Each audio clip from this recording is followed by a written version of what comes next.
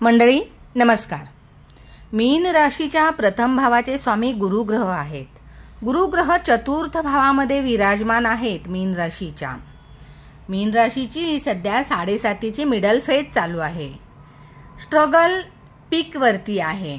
मीन राशीला कर्मस्थानासंदर्भात comfort establish होईल आणि शनी मीन राशीच्या प्रथम भावामध्ये असल्यामुळे स्थायित्व प्रदान करतील। मनातील दुविधा त्यामुळे कमी होतील।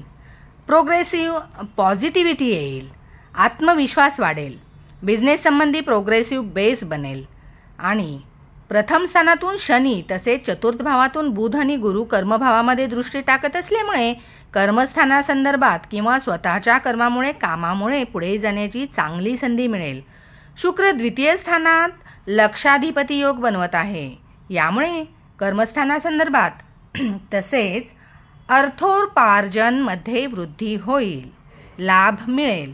पराक्रम भावात सूर्य विराजमान असल्यामुळे आपली संकल्प शक्ती वाढवेल। सूर्य ओव्हर थिंकिंग मीन राशीच्या व्यक्ती करू शकतात। जमीन वाहन संदर्भामध्ये चांगले निर्णय घेतले जाऊ शकतात। माता स्वास्थ्य चांगले राहील। मातेचे आपल्या क्षमतेनुसार पुढे जाण्यासाठी योग्य वेळ आहे। शेअर मार्केट संबंधी सावधानता बाळगावी। 6 जून नंतर कसल्याही प्रकारचे लोन घेण्याचे टाळावे। षष्ठ स्थानात मंगळ केतू युतीमुळे अति उत्साहात चुकीचे निर्णय घेऊ नये।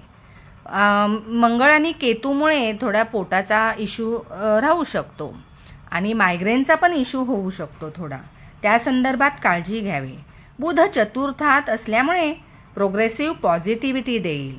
उच्च शिक्षणासंदर्भात कॅल्क्युलेटिव्ह राहावे लागेल। कामकाजामध्ये एन्झायटी दूर होईल आणि बेसलेस फिअरपासून दूर राहा।